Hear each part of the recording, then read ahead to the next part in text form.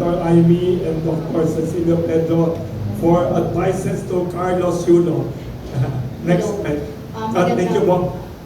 Magandang umaga po sa inyo, Senator Amy, and of course kay Pangulong Cecilio Pedro. Lahat po ng mga binabanggit ninyo, puro problema po kasi kanina. At very obvious po na ito ay patungkol sa ekonomiya. Kay Senator Amy, matagal na po kung nakabantay po sa inyo, sinusubaybayan ko po. Mula pa sa father mo hanggang sa inyong magkapatid.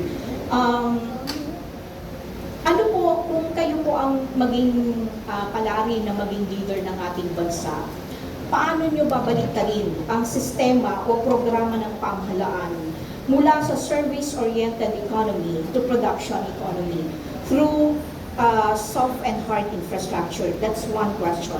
Second question, can you comment tungkol sa SONA, naging SONA ng iyong kapatid na si Pangulong Bongbong Marcos? Okay.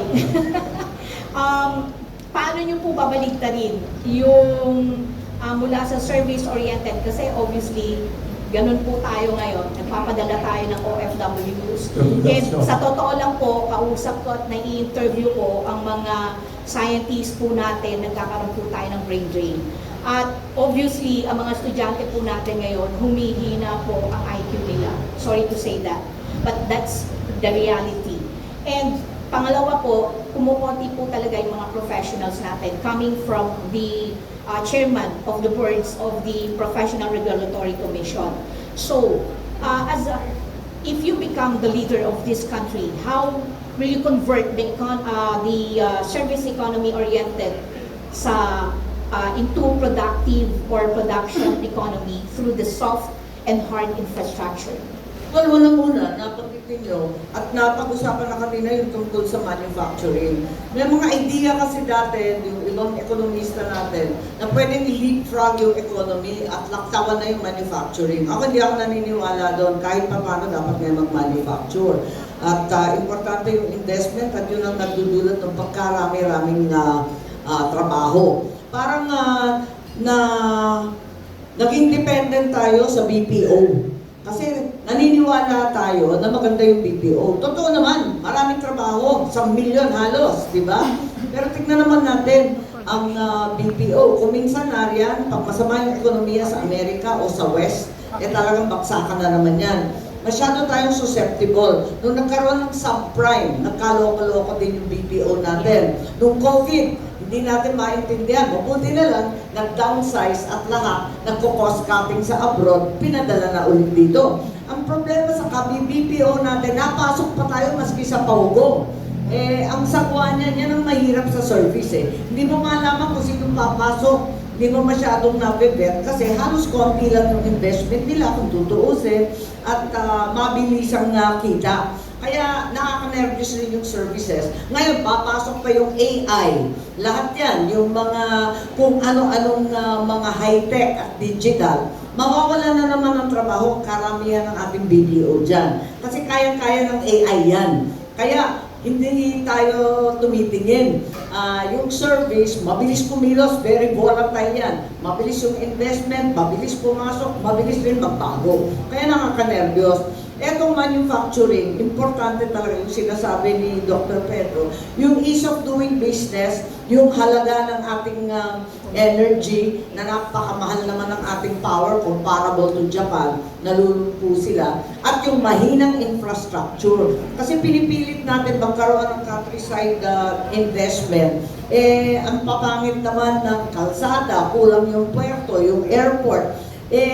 Dito, sa loob ng ating bansa, times 3 ang shipping cost Mindanao to Manila kesa sa maglabas ka from Manila to Taiwan or even to Hong Kong. Kaya, hindi tama. May talagang mali.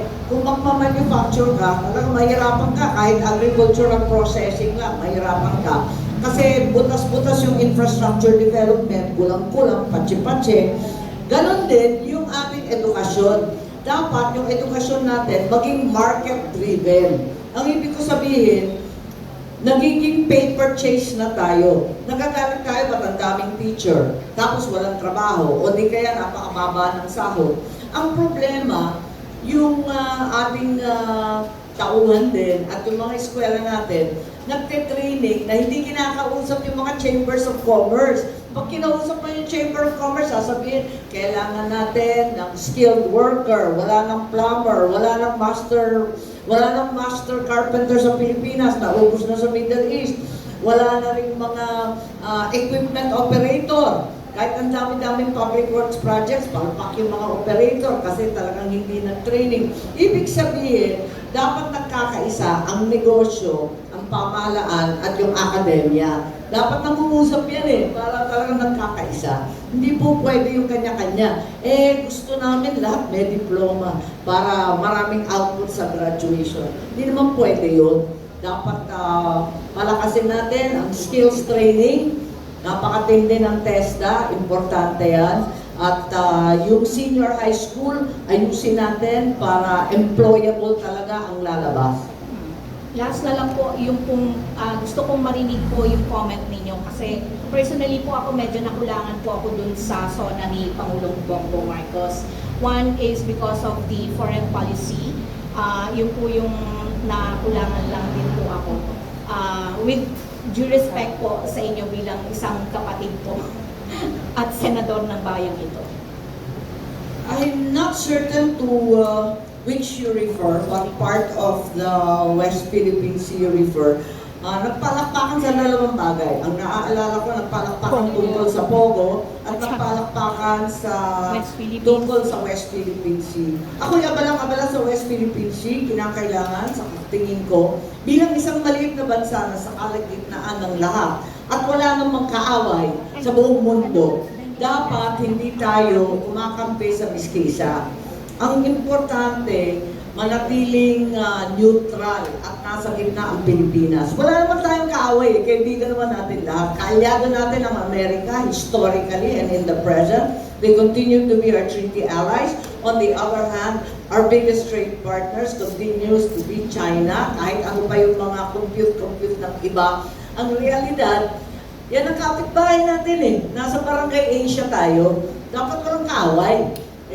Yung ibang mga bansa sa ASEAN. Nakikita natin yung Malaysia, ayan, ang Indonesia, Vietnam, lahat natatakot sa Pilipinas, pati Singapore. Talaga bang sigurado kayo gusto makipagpakpakan dyan sa sarili yung bansa? Lahat natatakot sa ginagawa natin. Huwag tayong kakampi sa isa at makikipag-angasan dyan sa iba. Yung iba masyadong mapuso, masyadong maakas magsalita. Alam niyo, Pilipino, hindi naman tayo mayabang. Ba't ngayon, naging mayabang tayo masyado? Wala naman tayong kakayahan. Di ba? Ang sabi nila sa Amerika, di ba, yung ang parating sinasabi sa foreign policy advice, speak softly and carry a big stick. Di ba? We speak loudly and have no stick at all. Yan ang problema natin. Ang tingin ko, unang-una, palakasin muna natin yung sandatahan lakas bago magmamayabang ng magmamayabang. Kulang ng hawak ng sundalo natin. Tutulak natin sa West Philippine Sea. Walang bala, kulang ng baril, wala namang drone, wala namang frigate, wala namang fighter jet. Ano ba nang maawa naman kayo, tapang lang ng dala ng mga yan. So, para sa akin, magpalakas muna tayo, ibalik natin yung SRDP, yung sa tatay ko, yung self-reliant defense posture. Yung self-reliant, nung panahon nung dekada 70, meron na tayong manufacturing ng baril, ng mga automatic, meron na tayong kompletong bala. Ngayon, ini-import natin second hand South Korea. Dati, meron na tayong mini cruiser, mga patrol, mga jeep, at lahat yata kami nung edad na yon, doon natuto mag-drive sa mga mini cruiser, ina-export pa. Ngayon, imported. Ganyan din, pati yung mga barko, di ba? Pati, meron tayong mga patrol boat nun, ginagamit ng Coast Guard, hanggang umabot yung panahon, ina-export na rin natin yun. Ano ba nangyari dyan? Nagkaloko-loko, lahat ini-import na natin. Ngayon, nagmamalimos tayo ng second hand, third hand. Yung mga reconstituted, yung mga bulok, di ba? Kaya madalas may aksidente pa. Kawawa naman tayo. So number one, bumalik tayo sa self-reliant and defense manufacturing. Kayang-kaya natin yan. Pagkatapos na, nung panahon na yun, may bongbong missile pa yung Pilipinas noon. May missile tayo, locally manufactured noon. So, ikalawa, ang kailangan, kausapin na natin ang ating mga kapitbahay. Kasi sugod mga kasama, sugod ng sugod. Wala palang susunod. Baka pag tumingin ka, lumingon ka sa likod, wala palang sumunod eh.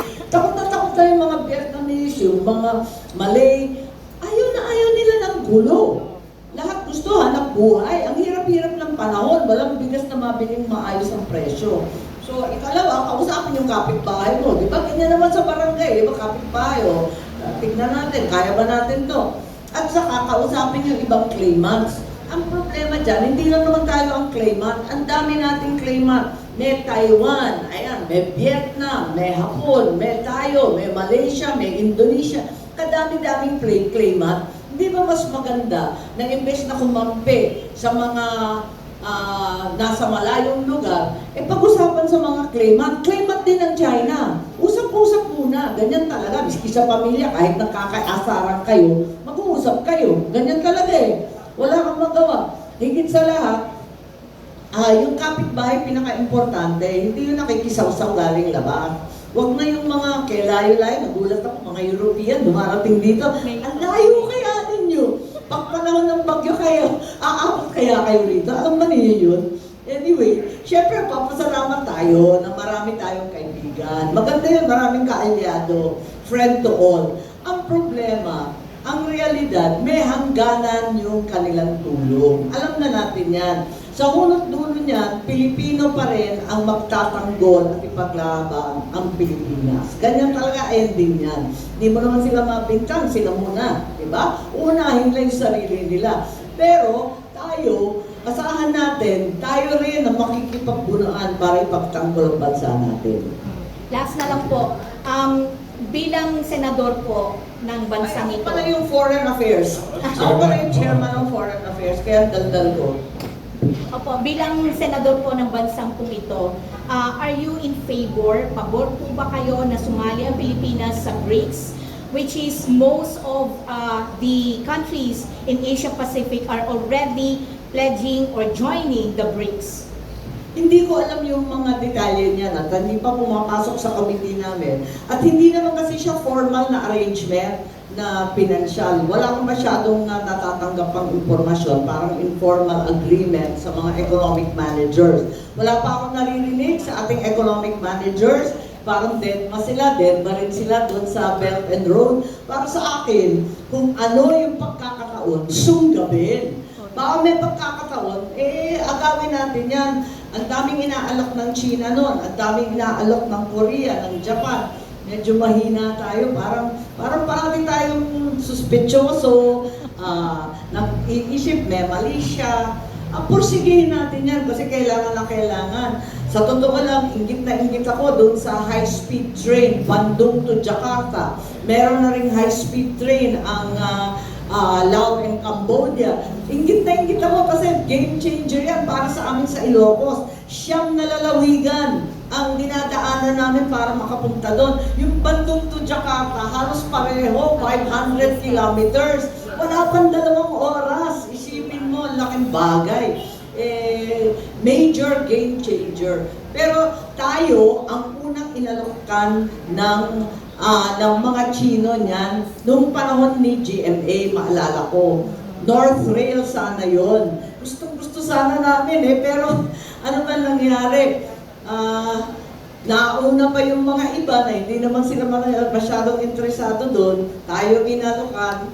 Ano ba nangyari? Hindi ko na maalala Pero ang alam ko, sila kompleto na, ginagamit na, pinagmamalaki na, tayo, puro sa nakatunganga pa rin. At para sa amin, sa Ilocos, imagine ang laki nun 450 kilometers, 550 kilometers, ang laking bagay. So, if only we could do that. Magaling si Senator.